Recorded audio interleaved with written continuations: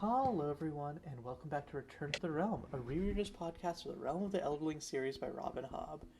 You already know, it's Anand, Alex, and Leah, and today we're here with the final episode of Assassin's Quest, and with that, the final episode of the Farseer trilogy in general. We're like 1/5 of the way through the whole Realm of the Elderlings. Nice. Mm-hmm. And yeah, it's been a journey getting here. And this section deals with Verity finally carving his stone dragon, Fitz defeating Regal once and for all, and the conclusion of the first part of his story. But that being said, while this is the ending of Assassin's Quest, we will be talking about any and all of the books in the rest of the series because this is a rereaders podcast. So if this is your first time reading just the Farseer trilogy, finish the rest of the trilogies and cycle, I guess, because Rainwild has 4 books, and then come back and listen to us. Otherwise, we're happy to have you. But yeah, so let's get into it. So the first chapter here is The Wit and the Sword. So basically, Fitz has a skill vision of Molly and Birch as they're getting attacked by the King's Guard. Regal's troops have finally found them, and though Birch and Molly manage to escape, it's a close thing. Fitz is becoming increasingly restless because of what he perceives to be Verity not respecting him and trusting him, but what is really his own skill addiction clawing away at him. And Verity, as a way to distract him, sends him to try and awaken the dragons in the Stone Garden. And instead, Fitz finds a bunch of Regal's troops, and it's like, oh no, gotta do something about this. Well, and Verity's like sketchy about it too because the only reason he really sends Fitz away is so that they can go in Silver Kettle's hands and like arms. Mm-hmm. Yeah, he takes Kettle to the Skill River. It's so sneaky. Mm-hmm. And I understand why he did it, but still. It definitely hurts because, again, like, this is the dude who, like, is named for never lying. And Yeah, but maybe he put all his like And he very didn't essence into the dragon and he was like, now I can be sneaky because I'm kind of forged.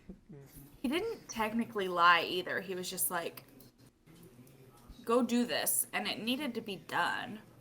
So he just like kind of sent him away.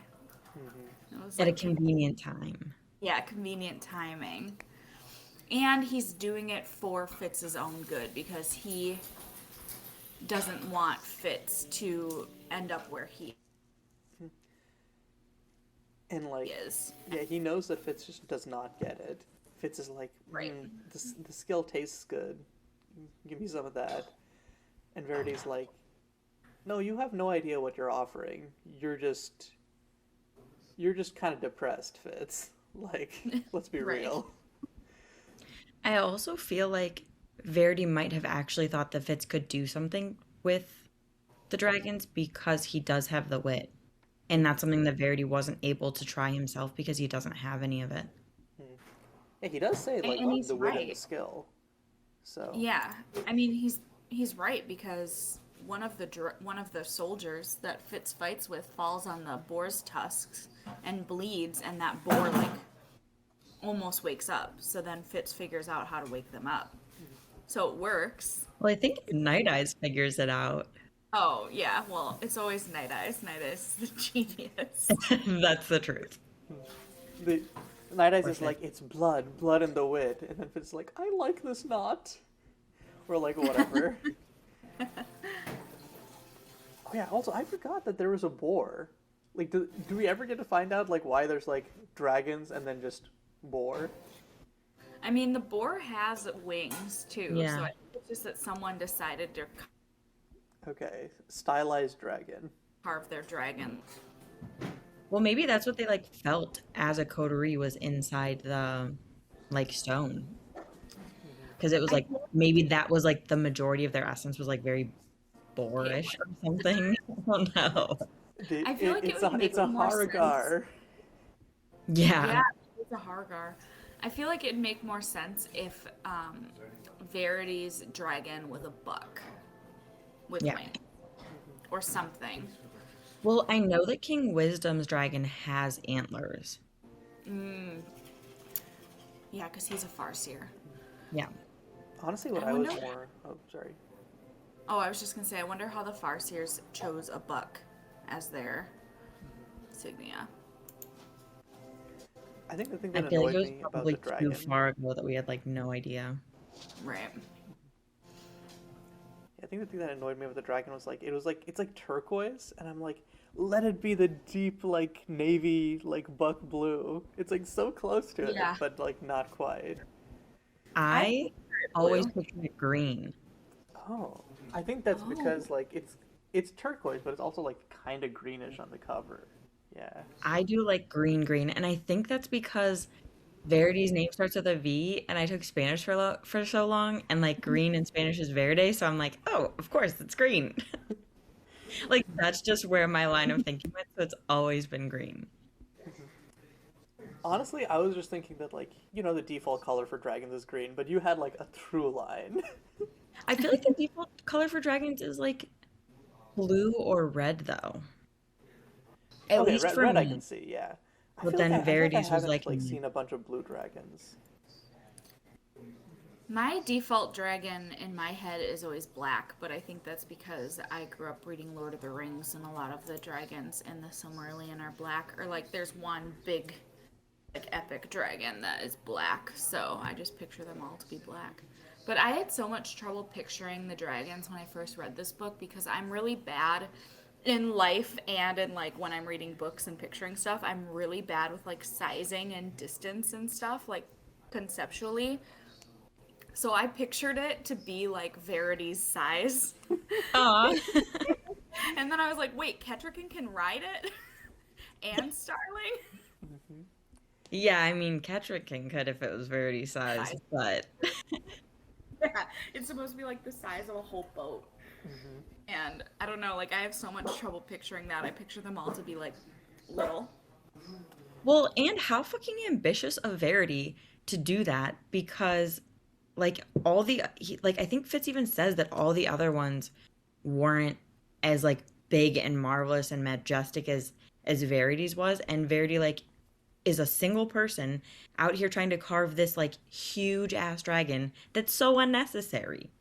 Don't they say that they're uncovering it from the stone? So like Yeah. the dragon's already in there. So do they really choose what to make, or is it like Well, we know with like Girl and a Dragon, there is the A version aspect of- of like choosing it, right? Because like she was like, I want me on it. But yeah, I think like with Yeah. Verity, it's just like Verity. It feels like it's just like this is like it's like an artist thing. Like this is the vision. I'm just being like pulled along by it. It's just I wonder though if like it's not within the stone but within the like coterie because they've formed such a bond and they're like using this skill and they're like I wonder if it them the feeling it in the stone is just them all feeling like a collective thing like okay this is how it's going to be and they don't really have a choice so it's like kind of subconscious but that's it's kind not of what I think. actually in the stone. yeah, like, Yeah. like in the way that Like like they a could painter carve would- whatever stone they had, but it's still going to be the same dragon that they feel within it because it's coming from inside themselves. Yeah, Right. yeah, like in the same way that like an artist like looks at a canvas and it's like, oh, I see like the potential for so and so. It's like, well, the potential for so and so came from your head. It's your potential, not the canvas's potential. Right.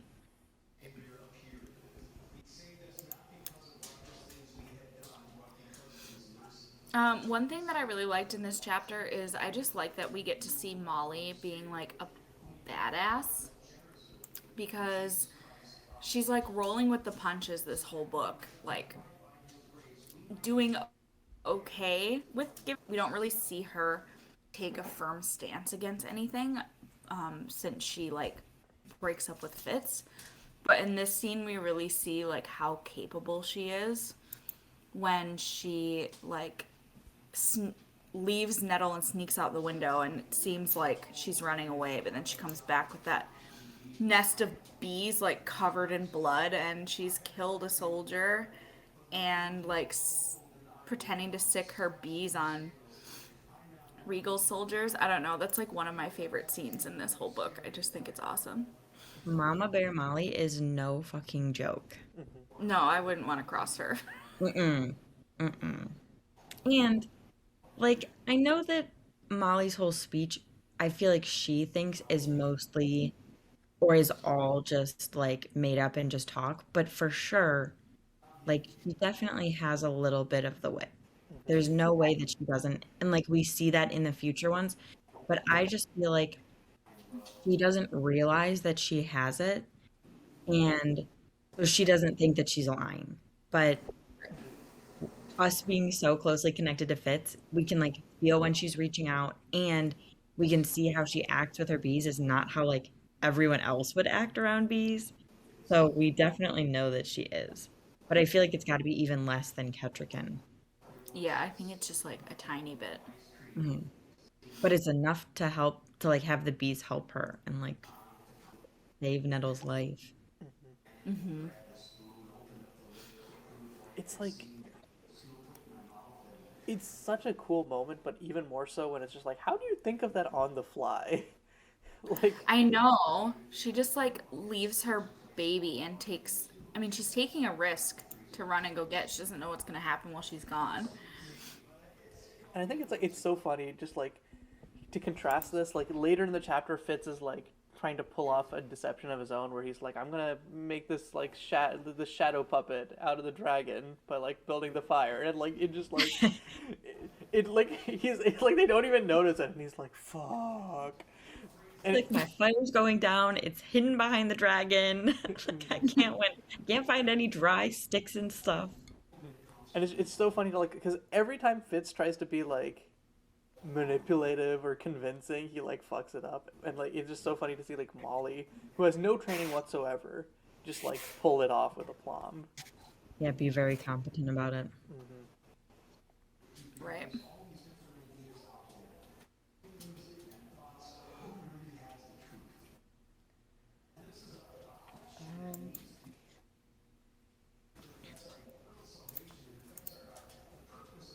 I just want to talk about Ketrican for a minute. I am just so sad for her. Like, I feel like this whole, like, maybe past couple episodes has just been really hard.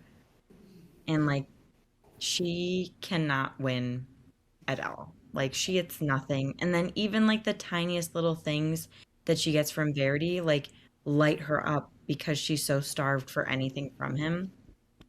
And I wrote, like, this poor girl has become a sacrifice even in her own marriage. And then I'm like, well, both of them have because Verity has to give up everything in order to save his kingdom. Like, he has to give up the life that he started off not really wanting with Ketrican, and now he does so badly, and he can't keep it. And poor Ketrican has to go on living without her husband. Like, and she lost their first child. Like, I'm sure carrying Dutiful must have been the most stressful thing of her life because if this one doesn't stay, like she is screwed because there's no Verity anymore or like nothing that they can say like, "Oh yeah, Verity as dragon came and like we had another kid." Yeah. The- Yeah, if she lost that pregnancy, she'd be, Bit out of luck. yeah, screwed. and just like emotionally, it would be like Mhm. no more connection left to Verity. I just feel really bad for her. Yeah, it's I just do like too. every time Fitz is like moaning and bitching about like, oh, my life sucks. I'm like, please, Fitz, have the tiniest bit of empathy. Yeah, I I would, wrote that down in one of the later chapters. Fitz was like crying and complaining, and he was saying like nobody has given up as much as I have to come here for Verity. And I'm like, are you fucking kidding me? Yeah, Like, Verity Finn Patrick has and given up more. Like, It's like do Fitz. not. Yeah, Fitz. You don't have that much to give up. Don't flatter yourself. Yeah, especially because he's like talking about how he like gave up Molly and Nettle. Like, they still thought he was dead when he found out that Molly had a baby. Like, and it's not like before he knew she was pregnant that he was like really going to go after her. Like, I think no. it was only after he found out that she was carrying his child that he's like, oh, I need to go to her. But like, why didn't you think about doing that before? And yeah, he says like Before give that, up he as thought, though like Molly's just gonna welcome him with open arms. Like I he just know. doesn't think about it. He's like, right, of course I'm gonna have my happy ending. Things are gonna go great. No, honey. That's not assumes that true. he'll be waiting for him. That's one time I agree with Starling when she's like, she thinks, has thought you're dead for like a year, and you just expect that you're gonna come home and she's gonna have been waiting for you. That's not how that works. Yeah. One thing that I loved so much about this chapter was just a tiny little quote when Molly and Birch are fighting for Nettle. And Fitz is like, Birch, who would have stood and spit and fought to the death, dropped his sword and pleaded for the sake of my child. And I was like, oh my God. That like really hit strong. And then later on in this like section, Birch is like sleeping and Molly moves Nettle and he wakes up and he's like, where's my child? And I was like, oh my God. Like it just hit my heart. Freaking And Birch. Molly not Like I even love like him missing a so much. beat and is like, yeah, your baby is over there, and it's like, ah. I loved that so, so much. Like that, my freaking heart. I couldn't. Nettle's his favorite, for Nettle sure. will always be his favorite. And I think it started off as like Nettle being Fitz's, so it's like his only connection to Fitz, and then through that with Chivalry. chivalry. But then he like, as she grew, he's like, oh yeah, you're mine. Isn't he? Isn't she the only girl too? So like that's Mhm. also a lie. Like she has to be.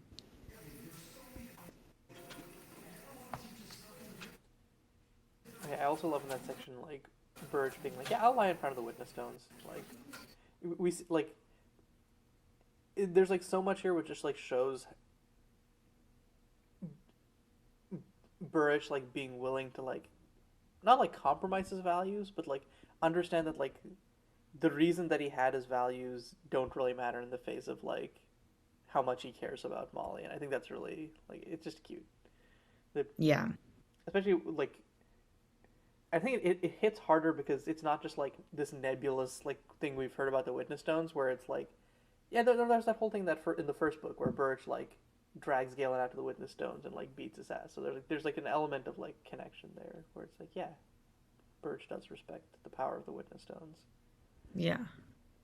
Oh yeah, and in this chapter, in the intro, I think that this is I the think second that time they it's mention Keeble Rob Red, and it's the second out of three times they mention him in this trilogy. They just and the last time they mention him is just like right at the tail end in the final chapter. Yeah, he's like an unseen enemy this whole book.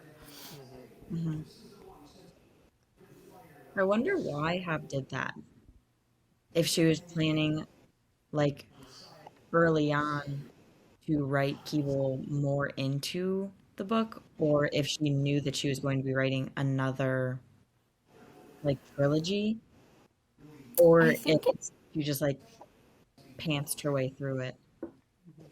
I think it's probably because we're getting all of this from a Six Duchies perspective, and they have no idea what's going on or who's behind all these raids. So we don't really know that much, and like they might be getting pieces of information from spies and stuff, but they really have no idea. hmm Yeah, this is definitely like the series where I feel like the perspective where we're getting stuff from affects everything about the series. Just Yeah. Yeah, for sure. I was thinking about this like later on as well, where it's like this is really Verity's story. Like Verity is the hero of this story, and cause, and Fitz just happens to be there, or like like yeah, and he does like do important stuff, but like, and I think like didn't Hobb mention at some point that like it started out like she started writing it as Verity's story, and then Fitz was just sort of there as like a very insistent like I'm important, I'm a character, and then it ended up becoming his story or something. Yeah, originally it was supposed to be from Verity's point of view, and then she switched it, which I think is really interesting because we have 100 books from like the Verities of the fantasy world, Mm-hmm. but we don't Yeah. have like Fitz is a side character, but we're getting a whole book from his perspective, and he has his own story to tell. Like I think it makes it so much more compelling. Yeah. I love it. I It's would also really kind like to get in Verity's head though at times. yes, for sure. I think it's also kind of fitting that this is Verity's story because it starts with him and it does end with him kind of like saving the world and all that stuff. But like he's there from the prologue of Assassin's Apprentice to the end. But Yep. then we never get him again, which is really sad. I You mean, get yes, we get him a little bit. little We never get sprinkles of him. real Verity, full Verity. Yeah. There's a part in I don't remember if it happens to be or if it happens to Fitz. I think it happens to Fitz. Fitz like lays down by Verity's dragon when he's like I don't I don't I remember the think it's context or B. what book it happens in or any details. I What's think it was B, and Verity says to her, she like pictures herself as a little acorn, and Verity's like wrapping around her, like keeping her like from Oh like yeah, when disappearing she's into in the the snow. skill river. Yeah, and he's like, Yes. tell, I don't know what he calls Fitz, but he's like, tell him I'll watch over his cub as he's done like my or Yeah, something. yeah. That part like gave me chills. I'm getting chills just like talking about it now, but when I I read it, I was know. like, It's such a Verity. like strong and powerful thing, and I loved it. Mhm. Mm-hmm. And it's kind of like we get a little bit of confirmation that Verity does is like still kind of around and sees all of the things that Fitz has done for him and his family, and like I love that. And there's a part where Verity says, "Thank you for my son and my grandsons," and like to Fitz, and I was like, oh, crying in the club. Yeah. I think yeah, I think that they kind of like that's like the beautiful part of the series where it's like there's all this stuff about like time passing and how you can never like recapture like the prime of your life or whatever. But I think like the Skill River sort of presents like this like not like counterpoint, but this kind of like spiritual thing of like well even if like in life things have to like move on in the Skill River you get like this thing of like they're around and watching for all time and they can Yeah. like And they're around as the picture, as the way they view themselves. It's like in the Matrix when he like has a bald head in real life, but then in the Matrix he has long hair, and it's because that's how he like pictures himself. That's how Shrewd was. Shrewd was a young man when Fitz saw him like in the skill, because that was And how he so is pictured himself. Kettle. Like Yeah, when he unlocks her, like he's like, oh yeah, there's this young fiery woman within this old body. She's like trapped. right. How yeah. does Verity come across in the skill? Like, is he still a dragon? I don't know. Because I feel like that's what I remember. It always being like Verity as dragon, but like I don't think they use that. I don't think B definitely doesn't use that term because I don't think she even knows him. You know, one thing that confuses me or that puzzles me is why we never get a glimpse of chivalry. Is it because Shrewd and Verity died by some sort of skill something and chivalry didn't? Because you'd think for how Maybe. strong he is in the skill, and it's like this whole thing of skill people never, they continue with the skill, Mm-hmm. that you would get glimpses of him, but he never shows up. I kind of feel like I it's wonder just if like a thematic slash writing thing where it's like there's been this whole thing of Fitz not knowing his father, and maybe Hobb was just worried about cheapening that. I don't know.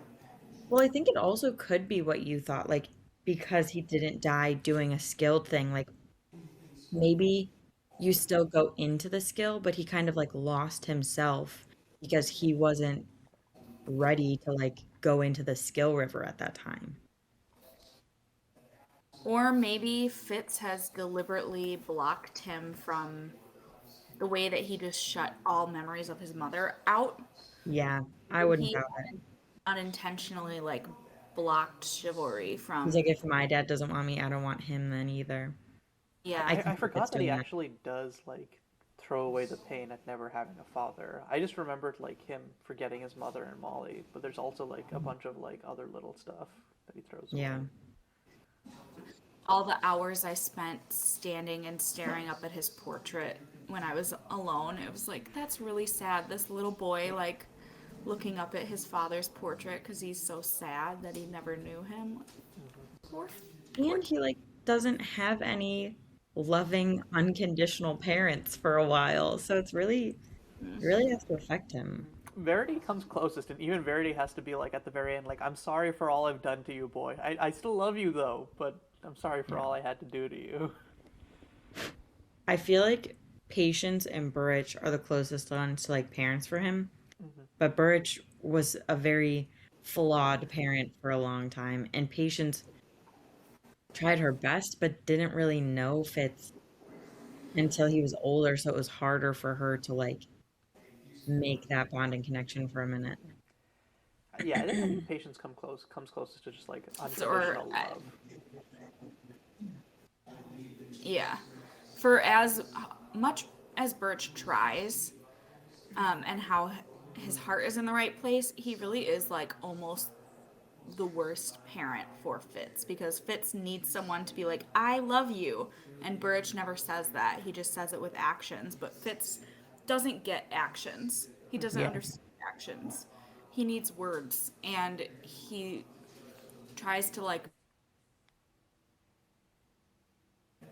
out of him, which is like not the right call either.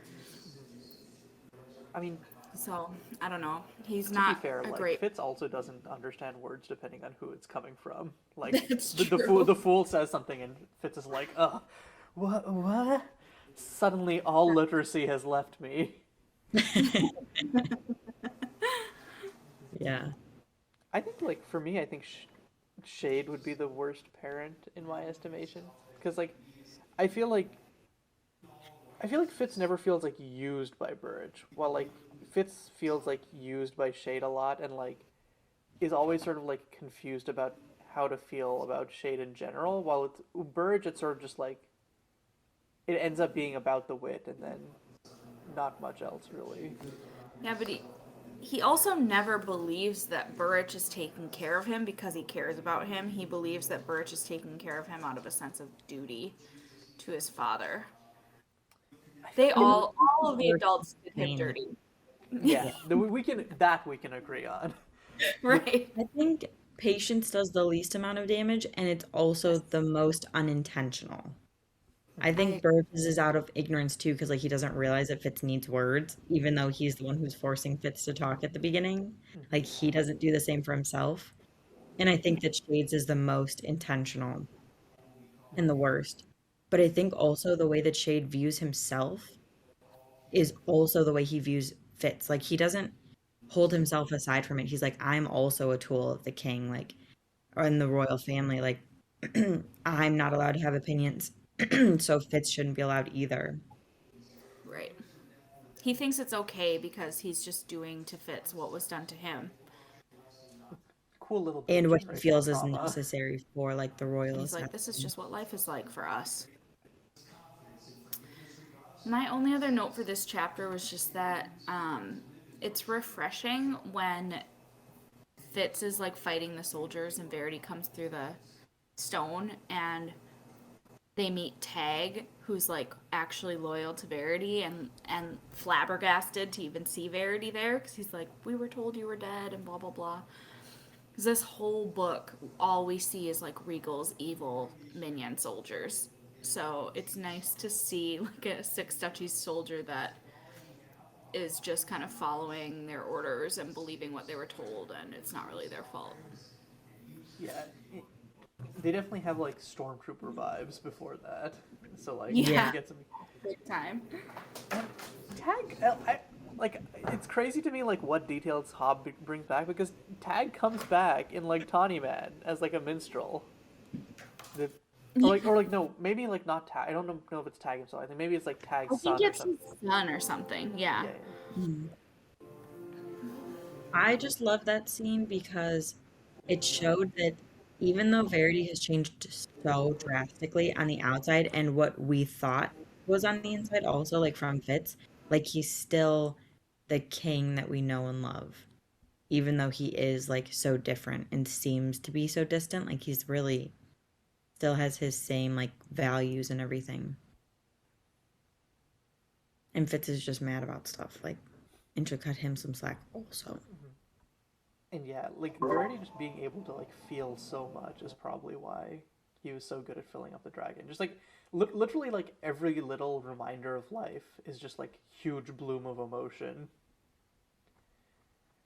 And Fitz being able to like stir emotions in Verity even when he's basically fully forged, like that just shows, I think, how strong their connection was. It shows that all the Farseers have this like they're very sensitive people, because Fitz, it seems like Verity is the same as Fitz in that he doesn't feel feelings in a small way. He feels them in a very big way. Because Kettle says like Verity had more to put into the dragon in his 40 years than she had in her 200, because he just felt so strongly about so many things and loved so passionately and whatnot. It makes it really sad that he had to give all of that up. Yeah. I also feel like he is like Fitz too in the fact that he like notices all the tiny things and like he appreciates the little happinesses in the world, like the smell of his inks and just like sitting at his desk making a map and stuff like that. He wants a simple existence the way that Fitz does. He's like, I just want to make my maps and drink my ale with my friends and Go hunting with my dog. make babies. Yeah, Mhm. exactly.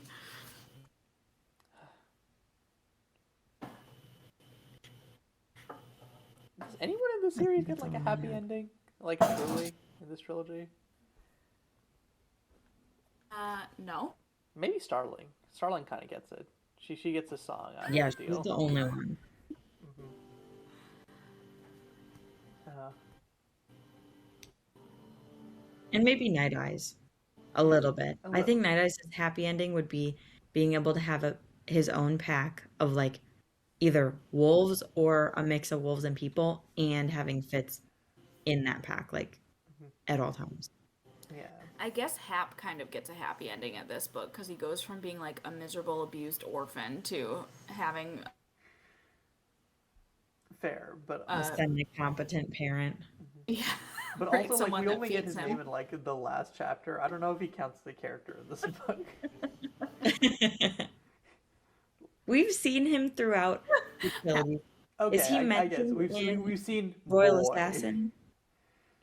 He I'm- says, "My boy." So yeah. Boy. Yeah. And he definitely is around. He's the only one. Mm, And I think Shade, because Shade's like, Regal's gone. I'm Yeah. out of my tower, and we've got a competent, very good queen on the throne and an heir to the throne. Like, I don't have to live in the he's had walls it. anymore. Yes, I can hang out with my lady friends all the Yeah. time. Small ferret Yes. gets a happy ending. That's true. Well, Small Ferret's happy ending is also tinged with sadness, though, because it's because of his like wit bond partner dying. Big ferret dying. I also Yeah. like didn't pick up on this, but is it like does Shade adopt Small Ferret at the end?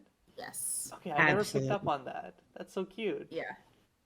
It's really Yeah. cool. And of course, Shade would do that. He's like, you Well, Slink is killed. gone. He needs a new Exactly.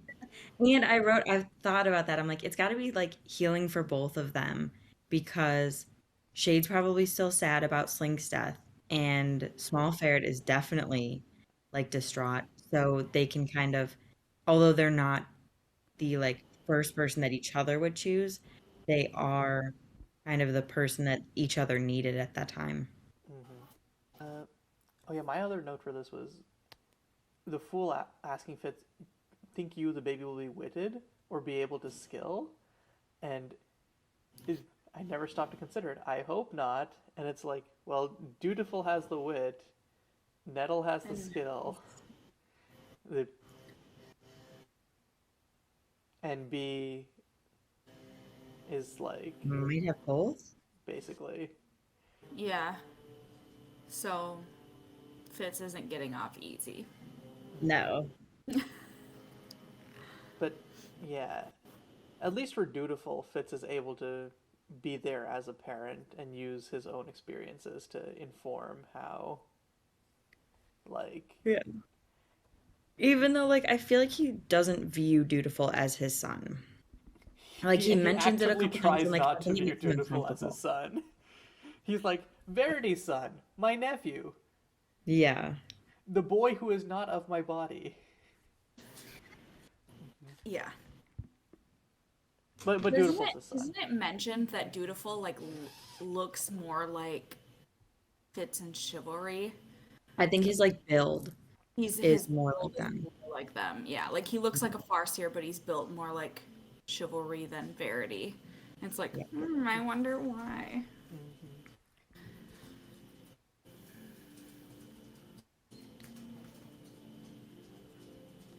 Um, my last note for this chapter is just like, I just love like Night Eyes' way of referring to stuff. Like when when Fitz is like, oh, like when Fitz sees the vision of Molly like using the bees and stuff, Night Eyes is like a most excellent bitch.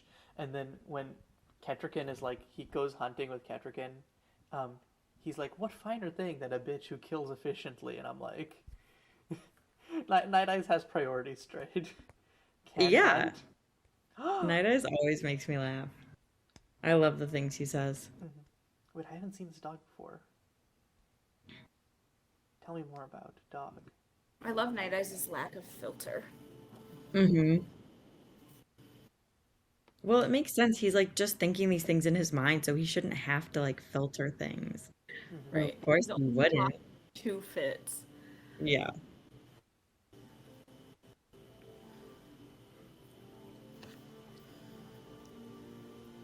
Okay, that's all I had for this chapter.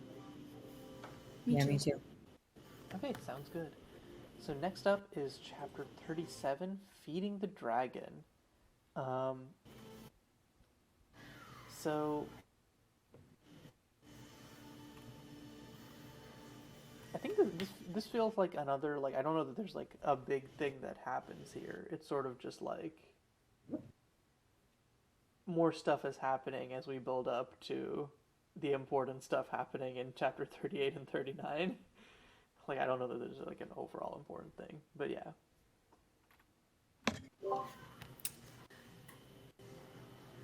I do love, like, right away at the beginning, how excited Night Eyes is that he made Ketra. He knows Fitz is safe. He's just like, I talked to her and she knew what I meant. Hmm. Yeah, that's so cute. It's like Night Eyes is like a crumb of communication for me, please. Right. I love that both Verity and Night Eye start this chapter being so, so excited. They're Like so it's nice and playful. refreshing. It's first of all, it's refreshing to see Verity feel anything at all and like express anything. And then it's also really like it's like it lightens up the mood a little bit. And I think that that's exactly what we needed until Fitz is like unhappy with everything and hates the world. Hmm. Oh, Before all that, in the intro, it talks about how the Red Ship Raiders kind of broke through Buckkeep and their like protection and go up the Buck River to Tradeford even. And I'm just thinking like it kind of really sucks that the people of like Tilth and Pharaoh had to suffer because of Regal's arrogance and like ignorance with the Red Ship Raiders. And it sucks that they had to learn what all of the people of Buck and like the coastal duchies had to deal with for this whole time, like firsthand.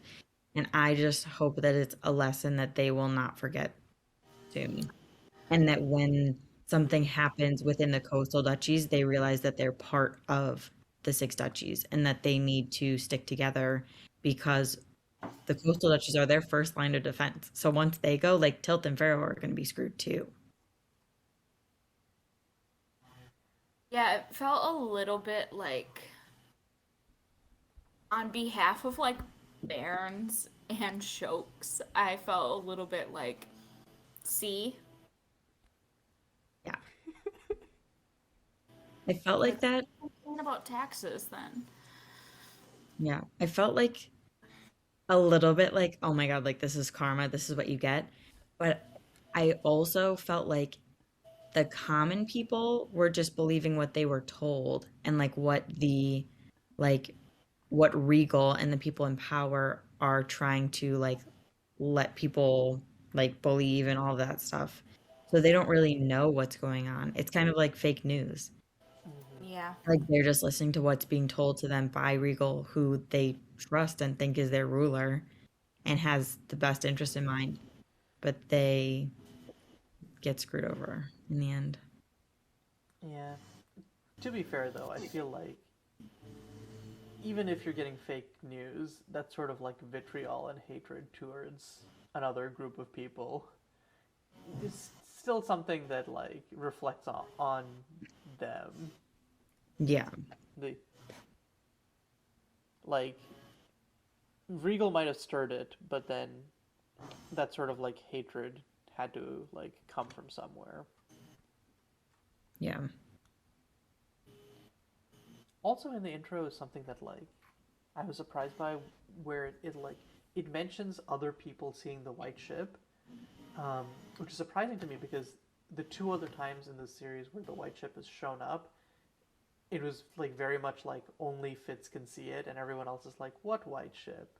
So maybe there's just like these accounts came from other secretly skill sensitive people who are present at the raids and so they're able to see the white ship. Well, I think that at the end of the book, it says that they captured a single like white ship or they destroyed two white ships or something like that. So I wonder if one actually physically came because it was easier for them to like bring the white ship and the skill stones to like up the river rather than cart all of these people back down the river to the out islands and then back up the river to like drop them off. Hmm. I think Because that I this feel like does it's mention easier it to do like that in the coastal duchies because you kind of just like hop a little bit across the water and they're there. But like if you leave the Buck River, then like there's too much chance that people will be able to like anticipate that you would come back and try and guard against it better than they did before. Didn't they say that in those white chips they found like blocks of black stone too? Yeah. So I think they're taking people to the white chip, forging them, and then bringing them back. Yeah. yep. Yeah, I don't know how far away it was. Let me see. Yeah, I don't either. Yeah, it just says it was like oh I think it was in Buck itself, so it was pretty close actually. Yeah. Hmm.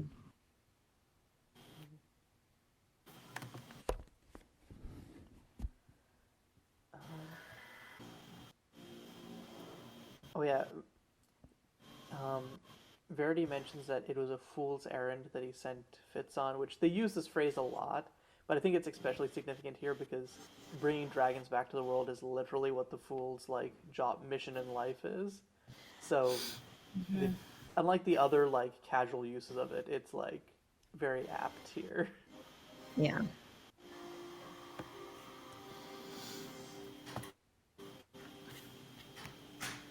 Um, and I guess like my last note for this chapter was just we've already talked about it a little bit, but like this I think this is one of the first times where Verity or anyone like explicitly draws a connection between like putting stuff into the dragon and being forged, where he's like, huh, I wonder if this is what it feels like to be forged, to be able to recall what one once felt, but unable to feel it anymore. And it's like, yeah, you may be onto something, Verity. Mm-hmm.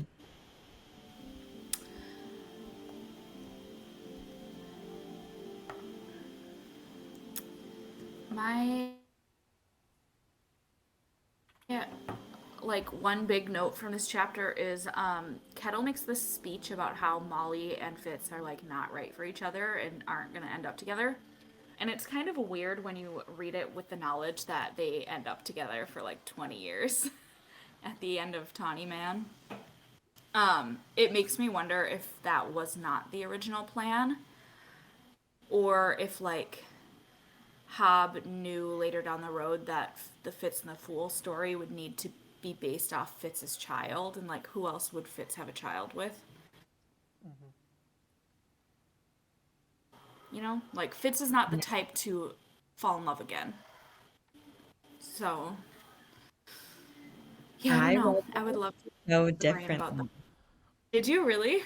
Yeah, so I Cool. took it as like it's not them being over completely. It's like they both have grown and changed so much since their initial relationship that, of course, it's not going to work right now if they come back and just feel like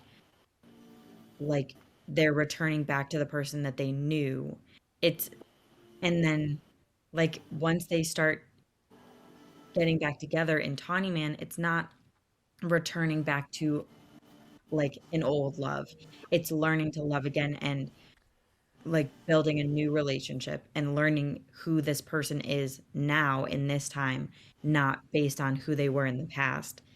And like I feel like I have more of an appreciation and an understanding for their relationship in Tawny Man because of what Kettle said now. Because it's like, yes, they loved each other when they were young and all of that stuff, but it's not that love that makes their relationship work in Tawny Man and into the future books. It's Fitz hoarding Molly again and them learning who they are with all of this life experience and with all of these new like changes in their lives.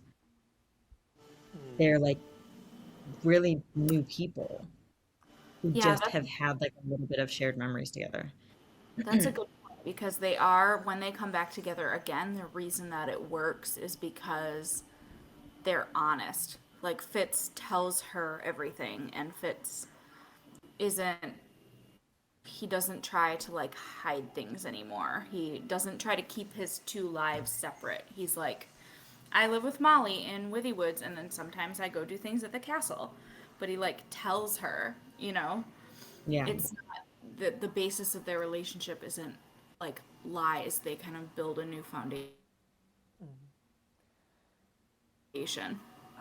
And they've both grown so much and have matured and they've like grown up, step like away from each other. So they're not dependent on each other, I feel, and they can come together by choice, not by like necessity or by like codependency. Mm.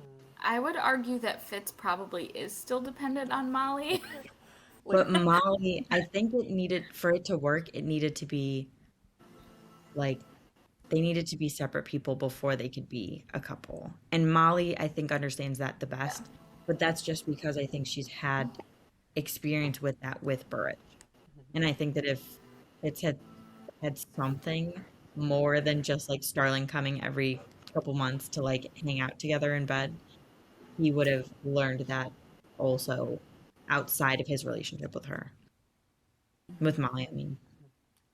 I kind of feel like Fitz isn't a new person in the way that he courts Molly, though. I feel like the reason that he's interested in her is because he gets all of these these youthful feelings back from Girl on a Dragon, and he's just like retreading that. It feels like Fitz only gets to start being a new person once he gets back his like memories from Girl on a Dragon, and before he has like a chance to like re-enter society and like be like, here's my autonomy.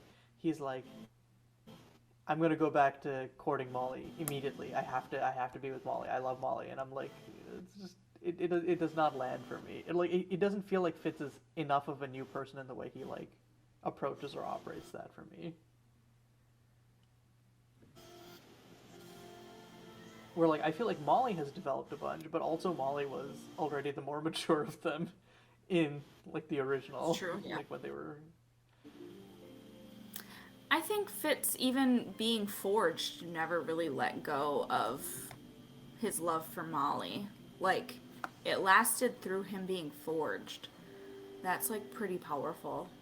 I don't know, I think there's something to be said for, like, first love and, like, holding on to that or wanting to revisit that.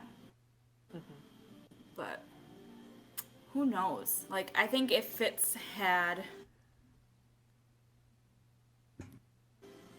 not forged himself, he would have just gone back to Molly at the end of this trilogy, and Molly would have been like, go away, and then Fitz would have ended up with Ketrigan.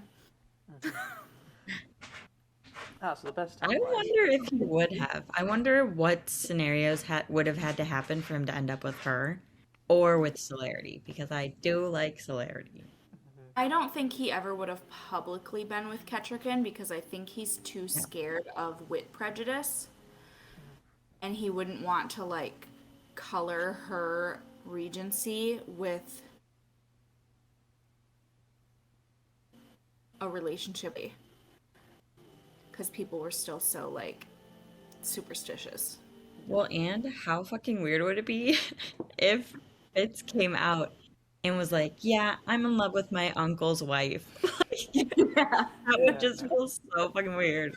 Yeah. And I think having him like sit and stand and be really close to Dutiful would make it suspicious because they'd be like, oh yeah, he really looks like him. Like, is Okay, Verity all even of really this is the discounting monster? the fact that like he'd have to come back from the dead. Like he That's was, also true. like Yeah. the world Maybe isn't that's ready for not that. hard Yeah. It's to like conceptualize, so we kind of brush past it too. I mean, he comes back from the dead and Fitz and the Fool, and he still looks the same. Like, everybody else looks like they're 70, and he still looks like he's 35. And Yeah. everyone's just like, yay, the bastard is back. Yeah. I mean, I think that's like it's because it's like that's like the golden age of the Six Duchies, right? Like everyone's just chilling. There's like not. I don't think there's like crazy amounts of conflict. Meanwhile, like post Redship Raiders, there's still so much to rebuild, and like it would be weird. It would also like throw Ketrigan's like claim to the throne into a tizzy. Yeah. But yeah, I think if they were to get together, it would just be like Fitz lives in that cabin anyways, and like she would come to visit him, and like, or maybe not that cabin exactly, but like he would just be like off somewhere, and they would just like have correspondence. I think or it'd be something. secret. It would be like a secret love affair. Yeah, for sure. And it would have to be like Ketrigan would be the one who would want to make it public. She'd be like, I want to be married. I want everyone to see the like amazing man that I see. And he'd be like, no, please don't. Yeah, I think it depends on like how much Verity would like come between them versus bring them together, and I kind of feel like if they were both there right after the end of Farseer, it would like bring them together in how they like process it. But I think since they were separated, I feel like it ends up in Tawny Man and how it actually ends up being. It feels like it brings them together as like, yeah, the man we both once knew, but it's like a wall between them because like neither of them quite know how the other has processed it, and so they're like Fitz is like, I can't. That's Verity's wife, and like the Ketrigan is like, oh man, I don't want to like. He loved Verity so much, like or whatever. Like, what will he think of me? Or like, it's just like it's just a mess when. Mm-hmm. All the relationships in these books are so convoluted. Yes. I feel like if they got together or if they spent time together right after this trilogy, I think it would have also like pulled them apart, or like they would have just remained friends because like Ketchikan is grieving the loss of her husband, and Fitz would never ever think about any of that because he would always be like, "This is Verity's wife." So I feel like I don't see a scenario really where they would actually end up together, even though it would have been nice, unless Ketchikan grew some big balls and was like flat out, "I like you, I want to be with you," and like not just kissed him because he thinks that kisses can mean anything. I think it could happen, like, if he was there and they had the time to be, like, somewhere along the line. I think that it's just the fact that, like, 15 years go by and there's no chance for them to actually, like, know each other. Yeah.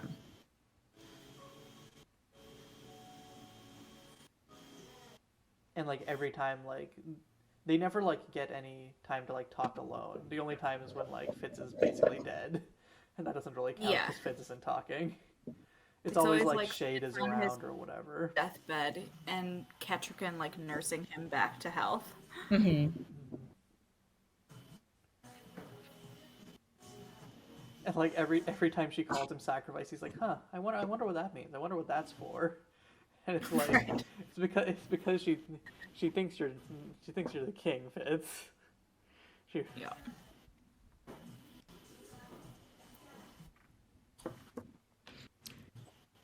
I think my last note for the section is just some confusion. Like, is the fool forging themselves? Or, like, does it not affect them as much? Like, I'm so confused why the fool doesn't seem as affected by, like, putting stuff into Girl on a Dragon as Fitz does. I think it's because the fool doesn't have any natural skill themselves. So they can like chip away and they can sense Girl on a Dragon with their like skill link, but I don't know that they can directly put things into her. Yeah, it sounds like But it was just like putting like energy, but not like memories. how is that even possible? Because, like, even though a good majority of the Six Duchies folk aren't skilled, they still can get forged and do get forged. So Yeah, that's just true. I don't know. I don't get it either. or like maybe the fool got everything back from Girl Maybe on it's a just like a Dragon white when versus human thing. yeah. Oh, that could be. I think probably also that like the fool has lived longer, even though they're like the same age, like mentally as Fitz. Maybe they've had a longer time, and like maybe they just put all their trauma and shit into Girl on a Dragon because Lord knows they had enough of that. Yeah, we never get like reference to it later, right? Maybe I'm just forgetting, and when we get there, I don't think so. Yeah, I don't know. I don't remember. Yeah, that definitely feels like just like convenience. Let's chalk it up to the difference between a white and an actual person. Actual That's person. the explanation. Whites are people too. You guys know what I mean. Yeah. Yeah, I think that's fine. That makes sense. That's the only one that makes sense to me. So that's Yeah. the one I'm choosing. I like that. Okay, we good to move to chapter 38? Yes. Okay, so chapter 38, Verity's Bargain. And here, actual stuff happens. This is the traumatic chapter where Verity and Fitz switch bodies, and Fitz Verity ends up having Dutiful. In the meantime, Fitz forges himself. Oh, and also at the start of the chapter, Fitz sees Molly and Burge finally getting together. So it's not a good time for Fitz. Just like trauma on trauma on trauma. Mhm. So I am curious, how do you all think Verity was so sure that Catrigan was pregnant? Do you think that there's something he could have done with the skill that like coaxed her body into being like, yes, accept this, like we're having a kid, and like Um, we helped that along? Or do you think it was just like his faith? He's like, yes, we did it so many times, we've got to have a baby. skill fertilization That's slash what I sperm. thought. Yeah. Yeah, like That's the only thing that makes sense that like would undoubtedly. Ensure that they were having a baby. And do you think he could pick like, I want it to be a boy, let's pick the boy sperm? Maybe. no. No. The, I don't think I feel like there's not that degree of detail, and I don't think it would matter because like the Six Duchies It's like, has had queens anyways. Yeah, this that's this sperm has. Uh, the, just when I think there's not another detail I can think about in that thing that wouldn't that like my like I thought like my like for this whole scene was like, at a maximum, and it's like no it can go further.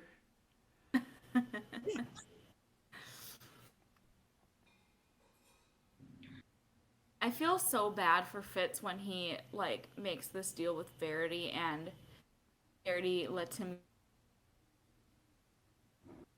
get one last glimpse. Molly telling Burrich that she doesn't even think that Fitz really loved her because she's like lumping him in with her father.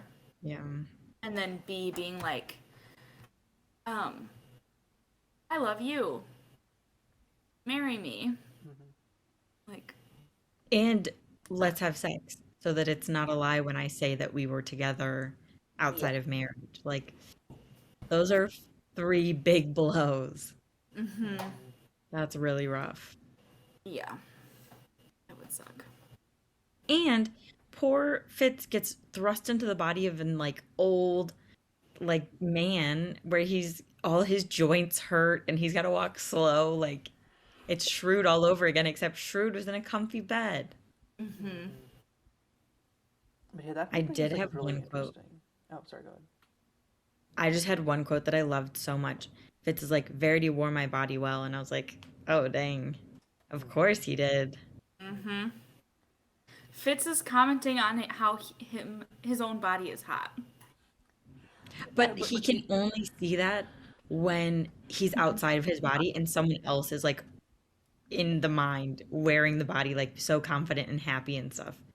And I love that he says like Verity laughed and my it was he like used my laugh louder than I ever did or something like that. I was like, "Oh my God, that's actually really cool."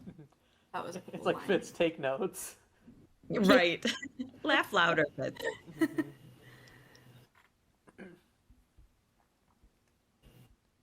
Um, but yeah, talking about like Molly and Fitz, I feel like it's interesting because like by all rights, like because we see that what ends up like making Molly love Burge is that like his love language ends up just being like caring for her, and like through action, and we know from like how Fitz interacts with the Fool and stuff that like his love language is like action and like and like that kind of thing more so than like words, but the way that he Fitz operates is? with I think so. And I think the thing is that like with Oh, Molly he says a bunch of stuff, but because he never does anything, it kind of shows that like I don't think that like as a at least as a kid, he never like loved her in the way that like he didn't like love her in the way that he thought he did, and it was more of like a maybe not possessive, but I feel like it was very much like a yeah, maybe like like in that kind of like I like this relationship, or like I'm in love with like the idea of this relationship more than I am with the actual person in it, sort of thing. I feel like Fitz's love language has to be like words of affirmation because the only time that he sometimes believes that people love him are when they straight up say it. Like he definitely didn't believe that Birch cared for him at all as his own person Mm-hmm. until he flat out says, like, I love you, you're my son. Mm. And I think the same is with like Shade and all that stuff. Oh, I was thinking about like how Fitz expresses love because Fitz just also doesn't know how to like convey anything Mm. through words. So like the idea being like both Fitz and Birch should have like the same way of conveying love, which is like doing stuff for their significant other, but that in Fitz's relationship with Molly, he ends up using words a lot more than he does action, basically. Yeah, I think Fitz tried so hard to I keep think his it's a life sense of separate. immaturity and also, yeah. Yeah, it's hard. It was their like first relationship, so it's young love, and that's hard to begin with. And then Fitz is like trying to keep everything so separate and still keep Molly kind of secret because he knows he's doing something that he shouldn't, and that all the adults in his life would frown upon if they knew. So it's not like he can even go and take her out on the town. It's got to be secret little escapades here and there. Mm-hmm. I do think, like, there's something to be said by how contradictory his priorities had to be. Like, the things that Molly wanted from him, he couldn't do and be, like, loyal to his family and his. Like, he tried to do for her little things that he could do. Like, how he like sets up the whole picnic for her and takes her down to the beach. Like, he tries to do stuff to show her, like goes and visits her as much as he can, but he at that point in his life isn't capable of like the grand gestures that she wants in terms of like running away together or whatever, because literally the world would have ended Yeah. if he'd done that, you know. But because he's not like honest with her about what he does with his family, she's just like, Right. what the fuck are you talking about? Like, The problem is his dishonesty, big time.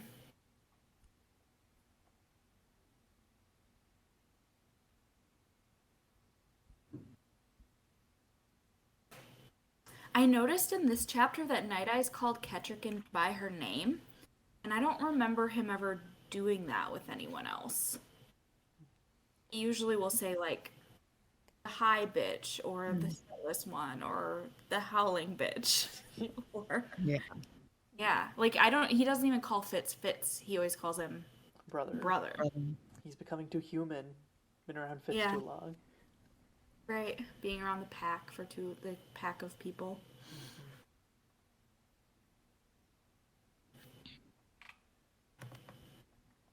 I wonder if that's like his like highest form of like respect is instead of using the name that he just comes up with them, like using the name that Ketrigan has chosen and that she well not like obviously she chosen, but the name that she prefers to go by. Mm-hmm. Yeah, I could see that. He loves her. Oh yeah. Yeah. Taz is like, she can understand me. She hunts well. Like, what more do you need? Right. Yeah. You're telling me this Molly person might have to ask me to leave. Well, Ketrican understands me, so that's not a big deal. And me and Ketrican, we can hang out without you. So like, Yeah. I am glad that Night Eyes kind of stopped worrying about that because it was stressing me out. Yeah, it made me feel really sad. Yeah. It's funny that it stressed us both out, and we know that it never is. I know. It's just him worrying like makes me worry for him. I'm like, oh, don't Right. worry about it. It's okay. It will be okay, I promise. and then he loses all of the pack except for Fitz. Yeah. I don't think that Molly would have made him send Night Eyes away. No. If he was open and honest and been like, this is how it is, and this has been a part of me my whole life, I can't change this, she would have accepted it. I think he was just scared because of how she reacted when she found out he was an assassin, right? Yeah. Which Because is that, like so different. Like, I murder people versus I like to hang out with a wolf a lot. well, there's also all the Different. stigma around the wit, to be fair. So like, Yeah. True. And Molly growing up in Buck would know the stigma the best, I think. Hmm. So I think it's like a legitimate fear. Like, I think it's a legit fear, but I just don't think that It she would would. ever come to be. yeah, like Yeah, from what we know, like, nah, Molly's too chill for that. Yeah. right. I think she would be nervous until something happened and she saw how like Night Eyes protected Nettle and like how Yes. Night Eyes interacts and takes care of Nettle. That is what would fully change her mind and be like, okay, yeah. And they'd like leave Night Eyes to babysit when Nettle is like old enough. Hmm. I think Fitz and Night Eyes are just worried about it because Starling wanted to stir the pot and Yeah, that's all she ever does. plant little crappy seeds. Speaking Yeah. of Starling stirring the pot, like I don't even know how to feel about like the end of this chapter, even on a reread. Oh, when Fitz and Starling, yeah, I feel like that's not a great way to cope with your feelings, but to each their own, I guess. Yeah, like and I can't And tell if it feels like is Starling being honest or is it kind of weird and exploitate? Like, does she like? I think she's like, oh, I've been trying to bone him this whole time, and now he's sad and he'll let me. Yeah, I could see that. Cringe. Like, if the roles were reversed, if a male character did that to a female character, very It would be so predatory, like gross. explicitly it'd be like predatory. an uproar. Hmm. Yeah. Yeah. I feel like, yeah, Starling, I don't think she's like intentionally using him. I I don't know. know. It feels like she He's is in using a him, very but she's vulnerable convinced herself state. that it's for his own good. Yeah. If she hadn't been trying to do it for the whole book, I would feel differently. But the Yeah. fact that she's trying to do it for the whole book and then she takes an opportunity when he's like That is, yeah. super vulnerable. Like she already tried to use her own vulnerability and it didn't work. So then now she's Yeah. trying to She's use like, let me exploit vulnerability. yours. Yeah. That is really bad. It feels icky to me. Yeah. Yeah. I will say though, within all of that, I feel like she says the most insightful thing that anyone has about how Fitz conducts relationships, which is, you know, you will say the wrong thing, so why don't you be quiet for a time? And it's like, yes, Yeah. Fitz, if given the opportunity, will say the wrong thing. That is Yes. true. Like when he's just like, I don't love you. I know. Yeah, I know. Thank you. Like, way to rub it in. Right. Like, I haven't been hearing about how much you love Molly for all time, forever. Um, He's tactless, but I love him.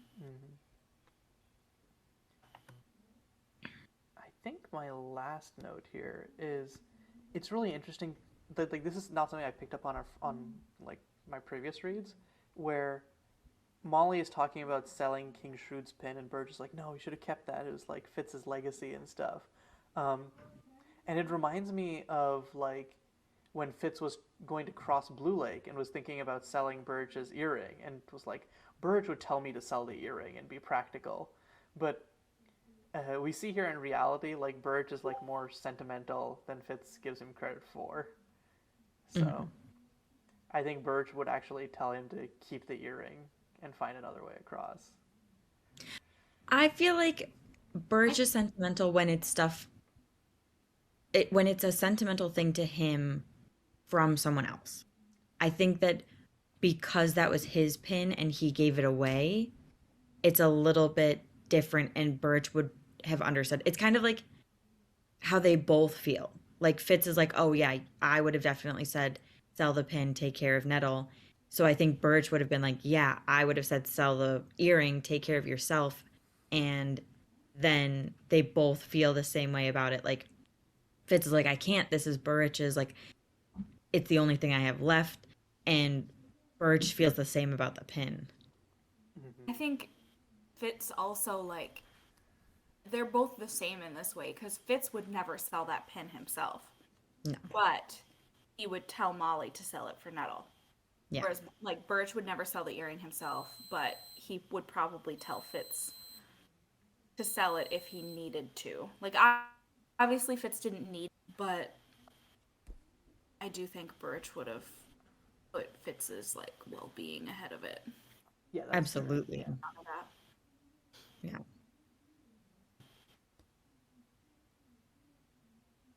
Speaking of Birch, this is the chapter where he's like, "What have you done with my baby?" And I love it so much. Yeah, it's really cute. And like, he's waking up from sleep, so you know that's exactly how he feels. He's like, "This is my baby." Like, oh, I love that so much. I don't want kids, but if I had them, I want Birch to be my baby daddy. Yeah, for sure. After the drinking, Yeah. and he needs to communicate a little bit better, but Yeah, yes. that's true. Mhm. But he would Just a take little care bit of of couples therapy. It'd be fine. Maybe some therapy just for himself also to work through like chivalry and fits and all of that stuff. But Yeah. in general, yes. Everybody in this book needs some very hardcore therapy. Yes. I think Ketrican is the most well adapted, for sure. I agree. And even she definitely has so much trauma from like losing her first child and her husband shortly after that. Like, she's been through it all too. I think my last note is Fitz is like putting a lot of stuff into Girl on a Dragon, and they're trying to. I think this is the section. And Night Eyes has to stop Fitz from doing that, and like the fool is stopping him too. And Night Eyes said, I would sooner not be bonded with a forged one. So like, I feel like that is basically like that should have been something that was obvious to Fitz to like make the connection and be like, oh my god, this is how forging happens. Right. To be fair, it's hard to like Because make that connection until you realize they have access to the stone, right?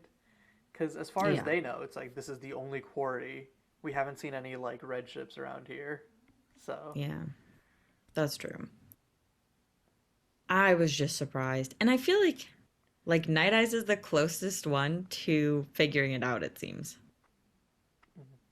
well, and because Verity also was musing about it, but yeah, He was musing about it, but he never like fully made the connection, and I feel like he could have if he had been like a little bit forged and then gotten it back oh, okay. So it's like and like was Verity is like all himself. so Verity was like saying like this is what this might be like, while Night Eyes is drawing like the explicit this is what it is sort of connection. Yeah, Okay, yeah, that makes sense.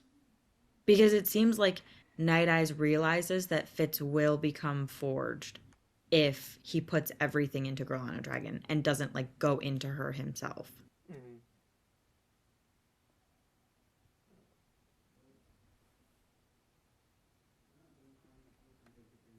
Um, yeah, I guess my last note is it's actually a quote from the intro. Truth is often much larger than the facts, which we find out is a quote that Fitz gets from Starling, obviously, because it's a very minstrel thing to say. But I feel like it's just like it's a nice snappy quote, but I also think it informs of the how much of like the stuff that happens at the end of this book slash how stuff like how the stage is set at the start of Tawny Men ends up being, just because of like just the mythologizing of everything that happened during the Red Ship War, etc., etc. Um, and like I feel like lots of the series is just like Fitz operating on incomplete facts or incomplete knowledge, and also just like operating off of like feelings rather than like the actual reality of stuff. So it just feels like a really like apt thing for how like, especially on a reread, because we know like what actually happens, but what's happening through Fitz's eyes is so much like bigger than that. Yeah. I think it can also be applied to like Fitz's life in general. Like sometimes he does try and give the facts and think that that is him telling the truth. Mm-hmm. But that's not the whole truth, you know? That's not all of it. That's not what makes it up. Mm-hmm. Yeah, that's all I got for that chapter. What about you guys? Same. Yeah, I think my last one was I just forgot that the fool had a sister. I had no idea Oh about that yeah. until Like, does that this. ever come up again? Like, we hear about the fool's No. parents, but I think it does in isn't there a point where he tells like his whole life story? It's about his sister like always taking care of him and doting on him and stuff at one point or another. I don't know. that could be true. I would not remember it because I just conflate that with his parents because he's always talking about his parents doting on him as well. So Yeah. Yeah. it's really just karma. Just had like you had too good of a childhood, now suffer for the rest of your life. Mm-hmm. Yeah, that's rough. Okay, so chapter 39, Verity's Dragon. And like the title says, Verity and Kettle finally go into the dragon and awaken it, and Starling and Ketrican with it fly off to Buckkeep. Um, Night Eyes the Fool and Fitz stay behind and are ambushed by Will and Regal's new coteries, and find out that Regal's plan is to use the quarry and carve his own stone dragons with which to rule the world TM. Fitz is... Rule and forge the world. Mm-hmm. Fitz manages to wake up. Fitz and Night Eyes manage to wake up the dragons in the Stone Garden after finding out, oh, blood does the trick, and the dragons fly off to go join Verity on a dragon. I totally forgot about Regal's plan with the multiple coteries, and like honestly, it's as like evil genius plans go. If he would have just like spent a little bit more time actually learning how to foster coteries and like not just abuse them, I think he could have actually accomplished something. But he was too like, I can use all these skilled people to just do whatever I tell them and I don't care what happens to them. Like that's kind of his downfall. He used them as disposable when they shouldn't have been. Right. Yeah. I wonder if it would have ever succeeded though, because when we hear about like the Fool's like dark timeline or version of the future, I feel like the Fool just mentions like forging goes all across the world, and there's sort of like no mention of the world being ravaged by stone dragons. So like, or maybe it's just like such a blip compared to forging that it doesn't really matter. But well, and the stone dragons low key forge you for a minute. Like they take away your memory of it. So I feel like that is part of what would have happened. And I totally missed that. The Fool, that makes so much sense. I feel like in the Fool's prophecies, they see the whole and like the outcome of what the actions would happen. He doesn't see the actions themselves. Yeah, no, I totally forgot that like the stone dragons like forge you. So then, okay, yeah, then they completely make sense. That would be another way for forging to spread. Because I feel like it would be so difficult for the Redship Raiders to just go and forge not just the Successions, but like Bingtown and Chalced and all of that stuff by themselves. And if Regal was there and had the ambition of like taking over the neighboring countries with his stone dragons, he could easily use them to like forge people too. And he's just like furthering or continuing the work that the Redship Raiders started. Mm-hmm. Yeah, for sure.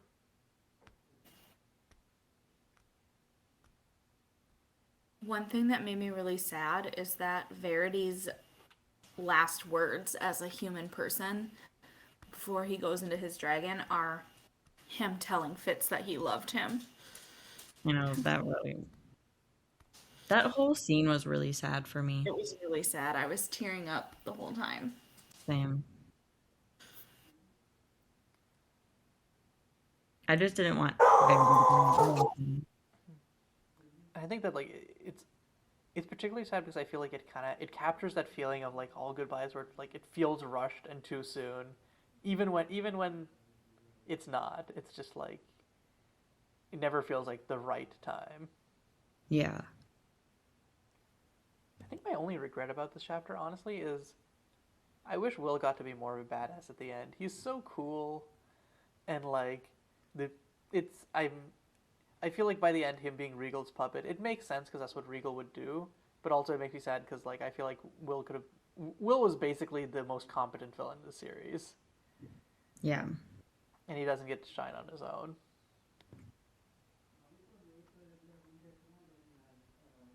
Yeah, I feel like at the end he's just kind of like a shell of a human being. He's not even like his own person, especially after the death of like Burl and Carrot too.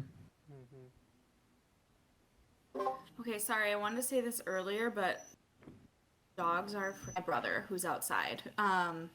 But one thing that I liked about what I like about the goodbye is that I feel like Hobb captures like the empty feeling that you get after you say goodbye to someone when you know like you won't see them again for a long time. Mm-hmm. Like you try to say goodbye as much as you can, but once they leave, you kind of just feel like hollow. And I feel like she did a good job with that. Yeah. Yeah, I think so. No. Um, oh yeah, I love like how they describe Night Eyes and Fitz like waking up the dragons as like a game.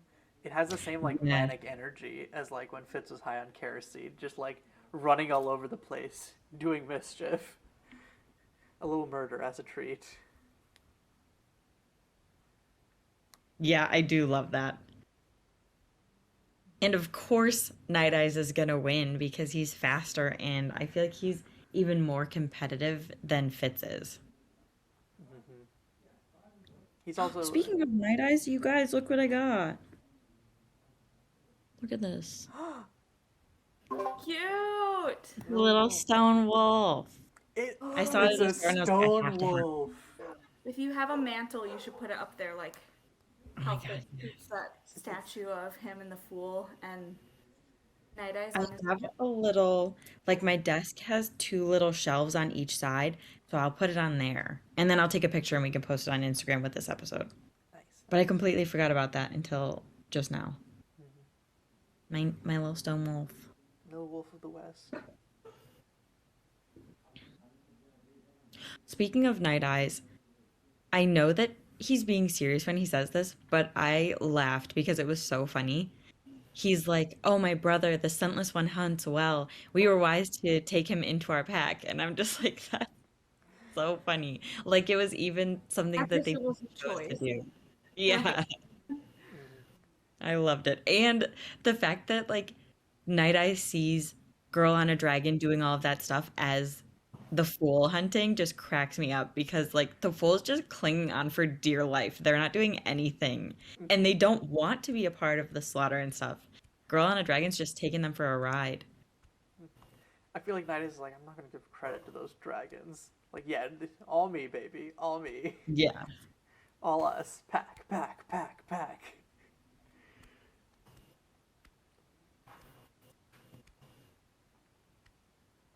I guess my last note for this chapter was just the Fool kissing Fitz goodbye, just like. I love that. But like, I It's feel kinda like crazy like to all of the think of. goodbyes in this chapter, it was like just like a little rushed, kind of like couldn't quite say all that needed to be said, but And they don't see each other again until the beginning of After the time. live ships. which is insane. Yeah. Yeah. So wild. And does Fitz explicitly mention giving the Fool the earring here, or is it just kind of like offhandedly in the epilogue? I feel like he had the earring for a while. Oh, okay. When does he take the earring when Fitz is dying from the arrow? And he's just had it since then? I thought, yes, I think so. And I think the fool tries to give it back, and Fitz is like, "No, you keep it for now." Oh, take it Wait, because he Starling had thinks the he's gonna earring, right? die. Because Starling shows the Yes, yes, earring yes, yes. to Kedrican to prove that it's Fitz. Right. Yeah. And then give it to Molly to sell Mm-hmm. eyes for money. My last note for this was just the quote where Fitz is convincing the fool to get on the girl on a dragon and go. And he's like, I am the catalyst, and I came to change all things. Prophets become warriors, dragons hunt as wolves. And I'm just like, and catalysts become prophets. Like, Fitz is spitting some real wisdom right there. For once in the trilogy. Yes. He only gets it once every trilogy, and that was this one. The very end of the trilogy. Fitz actually gives really good advice to other people. He just makes terrible decisions for himself. Yes. And also, like, he's genuinely can be an eloquent person. He needs to be not thinking about what he's saying. As long as he's just like head empty, the bars. Right.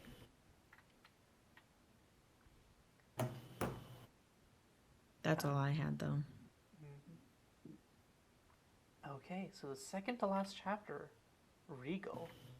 So, in this chapter, this is sort of a weirdly slow chapter, but it's basically just Fitz decides that he's not going to go back to Buckkeep. He then finds Will, who's slowly dying, and through Will, establishes a skill link to Regal, spies on a little bit of Regal's thought process, and finally uses his skill power to burn loyalty to Ketrican into him and get him to confess and do a bunch of stuff, which we see next chapter, essentially. But yeah, it's mostly just like a little bit more insight into Regal as a treat. Mm-hmm. I do love that we get this like 2-page or page and a half glimpse into Regal's mind, because it just shows that like that boy's batshit bonkers. Yes. Like he is really crazy and paranoid, and like I don't know if the drugs like were rotting his brain away this whole time, or if like it's something to do with the skill or what it is, but I feel like it was partially the way he was raised. Like his mom raised him to be so paranoid, and like she really pitted Regal against his brothers because Yeah. she, like, I think she's the reason all of this even happened. I agree. If she Like- wasn't like in there like whispering about all of these things, like I think it's, and she says multiple times, Instead of like she talks about like their jealousy, and Fitz is like, or like they're like his mother warned him of their jealousy of him, like talking about his brothers, and then later on there's another thing about like, oh, they're just jealous that you are like more royal than the rest. And I think it was her jealousy of the boys, of like Verity and Chivalry, that made her go on warning them, or warning Regal, that they're just jealous of him. we get like a little glimpse into a small ferret. They say that like, or Regal says that Fitz and his wolf are as bad as that rat creature that scuttled in his rooms at night and could not be caught. Yes. I love that small ferret is like tormenting him before killing him too. Yeah, I feel like it's just Small Ferret trying to find the best way onto the bed because he's so little. Like, that's the only reason. But Regal's like, oh yeah, he's out to get me. Like, he's just so annoying. And Small Ferret's on this like death mission. Like, I need to get up there. How? Yeah, it's really interesting to see Regal this way, especially because like the past two books are sort of like he's not just a child, we need to take him seriously, he's like murderous, and then this is sort of like coming full circle where it's like, well, no, he's dangerous, but also petulant child. Yeah. Yeah, and this is the time where Fitz is like, this is what I've been so scared of, and like made so much bigger in my mind. Like, you're basically nothing. It's kind of like the quote. What was it? The truth is bigger than the facts. Yeah, Fitz's fear of and like built up image of Regal is larger than the man himself. yeah, absolutely. Yep. As much as like the first time I read this, I was super bummed that Fitz doesn't get to kill Regal. Like I was so looking forward to Fitz just like taking Regal out. But on a reread, I think it's a lot better what actually happens because by Regal like taking back what he said and putting an end to the rumors he started and whatnot, it like helps bring the inland duchies, which are still kind of aligned with him, back towards Ketrigan's side. Whereas if Fitz had just killed Regal, there probably would have still been this major divide. It would have been even worse because the inland duchies would have been like, "You killed the rightful king," blah blah blah. You know? Yeah. It's like the one thing that shows actual growth on Fitz's part. Right. Also, when he was And talking about Will, where he's like, a knife across his throat would have been so much faster for the both of us. Kinder, perhaps, but I decided I was no longer an assassin. yeah. And I missed that line on the first read, but like, yeah, given how like literally all of the books are titled Assassins, pretty big deal. But also like, Right. no longer an assassin, Fitz. Let's not kid ourselves. You haven't been an assassin for like a while now, Yeah. or like ever. Or at least a good one. Yeah. I feel like the growth on Fitz's part is also more than just that. Like, because he knows a little bit what it can do if you kill with the scale, like how it can affect you. And I feel like Fitz has grown to the point where he's like, I will not let my like hatred of Regal or like anything that has to do with Regal affect me in a negative way anymore. Like he's already done so much damage to me that I refuse to let him do this by like having me kill him and then be like have this skill just burnt out of me or something. Hmm. He's like, yeah, like it's interesting because he's still like sort of like self-destructive at, well, more than sort of. He's definitely self-destructive at the end, but in at least like in this moment before he comes to the cabin, he's like he's grown from the person he was at the earlier part of the book where he's like, I'll kill Regal at all costs, Yeah. even to myself. Yeah. Then that part shows how much he's grown. And then on the other hand, it's like back to Molly and Buck. No, never again. Never mind the fact that you have a freaking child. That bugs me so much. Like he just completely discounts Nettle's existence because Molly doesn't want to be with him anymore. Well, I think he can't. He knows how much it will hurt Burrich. Like, he cannot do that to Burrich. And I think that's the reason that he won't go back to Molly and Nettle, is because he knows how badly Burrich will feel and that Burrich will never be able to live that down. He also like slightly doesn't he like part of the stuff he puts into Girl on a Dragon's like his feelings about Nettle and stuff. I think so. But yeah, like in the next chapter, he's like the uh I've never seen any of the children in that I'm truly my father's son. And I'm like, Yeah, that damn. was oof. Yeah. That was rough. I guess my last note for chapter 40 was I think that's all. uh, there's a line where Fitz is like, I healed. Not completely. A scar is never the same as good flesh, but it stops the bleeding. Um, it's interesting because I feel like this describes Fitz at the end of Tawny Man, whereas here I feel like there's still a scab and it hasn't completely healed. And sometimes Fitz picks at the scab. Hmm. Yeah. But I think he's made it incapable to heal by putting those feelings in Girl on a Dragon because he can't process them at all when they're Yeah. not really there. Hmm. Yeah.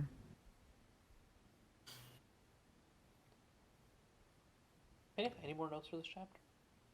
Mm-mm. I have one, and it's just Like, I love Patience. I will always love Patience. And the fact that she stamped her foot at this gigantic stone dragon and was like, hurry up and get the ships out of my harbor. Like, To the king. yeah, I love her so much. Besides Night Eyes, she's my favorite character. For yeah. sure. And I feel like she definitely doesn't care that Verity is the king. Like, that's always going to just be her brother-in-law. So, of course, she can stamp her foot and be like, Okay, wait, you wait, need to hurry up. You're more taking than the way too long. king. It's a mythical creature that no one has ever seen before. That's like 20 times her size. Yeah. Like, And she's like, hurry up. like Time's ticking. yeah, she's like stamped. She's like put her foot down in front of a king before. Like she's messed with Shrewd. Yeah. This that like she could That's do that true. on like any Tuesday. But this is like That's true. Yeah. I She's think incredible. she probably still sees Verity as like her younger brother-in-law. Yeah, for sure. And I wonder if he can like talk to them like how the dragons do. Like I wonder if he could make her understand him. Or if Ketrikin was just like, this is Verity. Like that's it. also wait. This Yeah, I don't reminds know me. I because feel like when he Kettle talks gets to Fitz, it's through the skill, but doesn't. Spoiler alert! I don't know if you want to close your ears. nah. It's Kayiu. cool. Hit me. Sorry, you cut out for a second. What'd you say? Oh no, just hit me. I don't really care. Oh, okay. Um, Fitz talks to B after he goes into the wolf. He says That's like, "You're a good liar" or something. So maybe Verity can talk. Yeah, I don't know. Whatever. So I meant to say this earlier, but I feel like Kettle gets kind of a raw deal. It's like it's Yeah. Verity's dragon, and Verity gets to be like the personality and control. Meanwhile, Kettle's just like, my experiences are here. Like, damn. I feel like Kettle's just grateful to be carving a dragon in general, and she's become much more humble and learned so much in the past like year, I think, just traveling with Fitz, that she doesn't mind not being the forefront and not it being her dragon. I just drew a parallel between Verity and Fitz again, and it's like they both needed help carving their like they alone couldn't carve their stone animals. I don't The think fact anyone, I don't that think Fitz anyone gets can as really. much. Well, they're both like injured too. Like Yes. Fitz is like being eaten alive by worms, and he still manages to carve like most of a stone wolf. That's like pretty impressive. Well, he also has like silver on him, so I am sure that that helps. Yeah, I forgot about that. I'm sure it's not as like neat and tidy as Verity's whole arms, but like I think any silver on you Helps. has to have some effect. Right. Okay. So I. oh, sorry. Go ahead. Oh, are we on the last chapter yet? Did I? No, I was about to do the whole Okay. the Sorry. final chapter of the book, chapter 41, the scribe. And now for the comment that was going to be made about the final chapter of the book. I can't believe this is it. Like this No. is the last chapter of the first trilogy for us, you guys. This is My why. My only note was the last line, "We dream of carving our dragon." I like that the last trilogy ends with that line when the ending of the whole series is them carving their dragon. Yes. Yeah. Like, it makes the ending of the last book less sad Yeah. when Yeah. you know that that's like what they've always wanted. Yeah. Well, I feel like it's also kind of sad. I feel like I almost feel like it's the opposite, where like the fact that that's the ending makes this part less sad, where it's like here it's sort of like Cool. depressing, where they're like carving dragon equals sort of like skill suicide, TM. But then Very true. the way it happens at the end of the last series, from what I've heard, is like a little more triumphant, a little bit more. I feel like it's both. Like the ending of the ending of the whole series makes this less sad, and this makes the end of the whole series less sad. Hmm. So like they help each other out. It's like a cycle, like how how Yeah. Fitz talks about like the world being in cycles here. Yeah. The cycle of time. Oh yeah, they say when Fitz is like narrating like the whole like story of the Out Islanders, he's like, when the slow movement of glaciers bared on their shores a dragon carved out of black stone and an outcropping of more of that black stone. Is this just sort of like the Out Islanders didn't know that Icefire wasn't carved? That's what I was wondering. Like if they saw him and thought he was a stone dragon, but I feel like in Tawny Man they kind of know that he's a living dragon. Is this just And sort of like one I of those think he's like been, Hobb didn't have an idea of what it was gonna be yet, so it's a minor I typo? I feel like he's been around, or like they could see him for a while, and like he was part of their like mythology or something like that, or like some of the traditions that they had, like they would go see him for something. Hmm. Yeah, And there's like like a test of courage where you go and like hang yeah, out there. and then they started drilling into the ice to like try and get him out or to kill him to get like his blood or something like that in Tawny Man. So I wonder if they just saw the black stones and thought that it was him, like thought he was stone for a little bit until Tawny Man. I don't know. Hmm.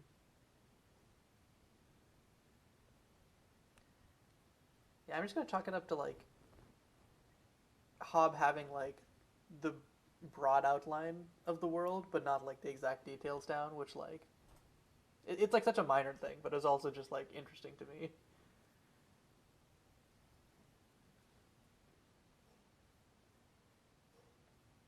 Um, yeah, I think my last note for this chapter is just like how Fitz is talking about being an old man trapped in a young man's scarred body, which is interesting because it's sort of like the opposite of how he felt when he was in Verity and Shrewd. It's like the reverse of that situation. And it's like I feel like the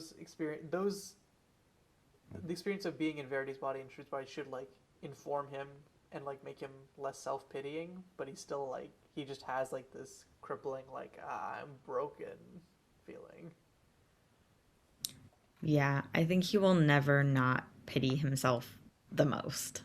Hmm. Hard agree. Because he even did that in the last section where he's like, I gave up the most. Nobody sacrificed as much as me. Not even Ketrican. Even though she definitely sacrificed more. Hmm. He just can be a little self-centered sometimes. Hmm. He's had a lot of hardship and he's very sad, but also like so has everyone else in this series. So suck it up, Buttercup. Yeah. I mean, no one else has the like physical trauma that he has, Yeah. but I feel that everyone else has sacrificed. You could argue that Verity has sacrificed the most. Absolutely. No one has sacrificed more than Verity. Verity sacrificed his literal life. Right. And it's interesting because we also And see even that like before that. in Tawny Man, like the physical trauma is present, but it also like it doesn't affect him as much as he thinks it does. Like as soon as he like starts training, he just needs to like get fit. I feel like that's literally Yeah. like at the start of like Royal Assassin, he's like, oh, I have these seizures, I will never be free. Then he goes and he like spends like a few months being like a gym rat, and like it's like okay, cool. Actually, I just needed like some good fitness, and I feel like the same thing happens in Tawny Man. Yeah, once he starts using his body, he remembers that he can do everything. But it's like when he just sits around and does nothing, he's like, "Oh, I'm such an old man. Like I can't do anything. I'm so crippled. Like I'm gonna die."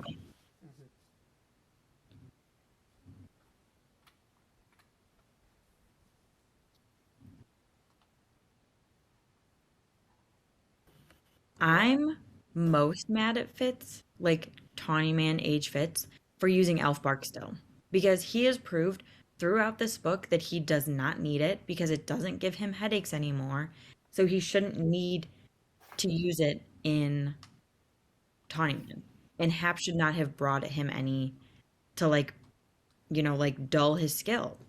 I mean, I think he I uses think it it's so because the stupid. skill hunger is so strong, right? He's Yeah. scared that it'll like actually just swallow him, essentially. Yeah, I guess so. I But mean, that's annoying. it's He should deal with his shit. And the only reason I feel like his skill hunger is so strong is because he wants to escape his life so badly mhm. that jumping into the skill river seems like the best idea. And of course, the skill river is going to be like convincing and be like, yeah, come and do it. It's also like he is trading one addiction One, for another. I was just gonna say that. Yeah, he's like just supplementing elf bark for skill, and they're Yeah. both addictions. And neither are good for him. Right. But yeah, this ending is like by necessity kind of depressing, but that doesn't make it any less like oof ouch. Mm-hmm. Can we just talk about the way that it was worded when Hap comes to Fitz's life? Fitz is like, he is a gift from Starling. I've had him for 2 years now, and I'm still not used to him. A gift? You can't just give a person as a gift. He's Yeah. not something to be given away. He is a human being, you guys. This is the Six Duchies, not Chalced. Come on now. Right? Please. Yeah. He's a whole ass person. And he was a whole ass person. It's not like he was a baby. I feel like it would have been a little bit different if he was an infant. But because he is like 8 years old when he's given to Fitz, like he has his own thoughts and feelings. He's a people. Fitz has inherited from Burge and Patience just the inability to like deal with children. Yes, definitely. So weird. But Starling is the fucking worst gifting a child to someone. Right. First of all, how did she know that he would even want it? It. It. But like, come on. You cannot do that. That's worse than gifting a pet because you I can mean, just I think it's one of those sometimes things where give a it's pet like, to someone else. damn, this bitch is lonely. Gotta get him a friend. Come on. This is Yeah, it's like mandatory friend. if I found a child that needed a home, I would try to find like a family for it. I wouldn't be like, I'll give it to my hermit friend. Yeah. Like, it's a little weird. Yes. My last note is when Fitz is talking about like where he's traveled, him and Night Eyes, and he's like, we have been south to Charleston and even beyond Bingtown. And I was just thinking, like, how freaking cool would it have been if one of the people from Live Ships had seen Fitz in passing or like interacted with him a tiny bit when he like went to Bingtown, or if like he went into Amber's shop Mm-hmm. and like bought something and like saw her. Like that would have been so cool. I wonder if he would have recognized Amber as the fool. Or if it would have been, you know how if you see someone when you don't expect to see them at all, you almost don't recognize them? Mm-hmm. Yeah. I'm sure that the fool looked a lot different. I think the only way that Fitz would have recognized them is by their skill connection and their skill link. He would have like felt it like tug at him or something like that when he's in Bingtown or in Amber's shop. Because other than that, like the Fool has changed so drastically. Like their coloring has gotten darker. I think even since the end of this book, when Fitz is like, oh yeah, the Fool had really taken on like a golden tint. Like I think once the Fool was finished riding on Girl on Dragon, then their coloring got darker. Mm-hmm. And then they're also coming off as a woman, and so that's going to be confusing for Fitz too. So I And think the only way would be their skill connection. he says in Tawny Man too that like the fool's voice sounded completely different. Like it was the voice of a woman. Hmm. So they're able to like completely change so many things about themselves. Yeah. Yeah, it would be interesting as like a little Easter egg if like someone like someone yeah, we had a man with a wolf pass through here, kind of wild. Because I feel like that would not be a common occurrence. So Yeah. yeah, we're already deep into talking about it, but I think we're already like so pre-hyped for live ships because it's just Oh such my a God. different change of Oh, pace. There's so much going on, and yeah. these last like we've had a lot to talk about these last few chapters, and basically like fuck all has been happening. They've just been sitting around at the quarry twiddling their thumbs. Meanwhile, like Yeah. live ships like hits the ground running in so many different ways. So Yeah. very excited for that. There's going to be so much to talk about, and I'm so, so, so excited. I can't wait to get back with all our friends. I can't wait to hate Malta for like a minute and then love her again. Like, I can't wait to hate Kenneth forever. oh, definitely. And Kyle. And Kyle. I'm so excited though. It's going to be so fun. I'm just remembering I remember like the Buckkeep radio people like were like so disgusted by the serpents, and I think I'm gonna be like so like oh my god it's Malkin. The, Same. I like the serpents. Me yeah, too. I liked them even the first time I read. I was they're just like weird confused little by them, dudes.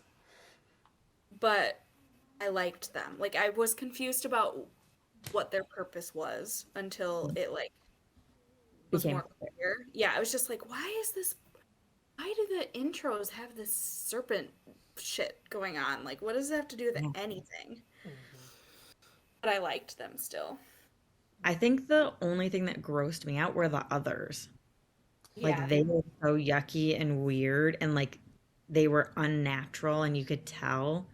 So that was the only gross thing I think for me. And I didn't like them because I remembered them from Tawny Man, and they're trying to like eat Fitz and Dutiful. Yeah. So I knew that they were like bad. Yeah. Honestly, I was like more annoyed because I was like, I felt like they felt so mysterious in Tawny Man that I was like, oh my god, the others, it's gonna be a big deal. Meanwhile, like page one of live ships, and it's like, yeah, we're on Others Island. They're just like these weirdos who live here and like occasionally give prophecies, and I'm like, the mystery, the suspense. Yeah. Dang. But yeah, big hype for live ships. Do we have anything else to say? Okay, yeah. I just wanted to, before we get off into talking about live ships for like another half an hour here, because I know I definitely would. But yeah, so I guess thanks everyone for watching and sticking with us through the first trilogy of this very long series. This is being recorded a bit earlier from when you're going to see it, since we have a bit of a backlog of episodes. But everything going well, we should have our live show for Assassin's Quest and the whole Farseer trilogy sometime in the second week of April. And we'll release information about the exact dates for that on our Instagram and Twitter about a week before then. So keep an eye on those. But otherwise, thanks for watching and sticking with us, and we'll see you in live ships. Bye. Bye.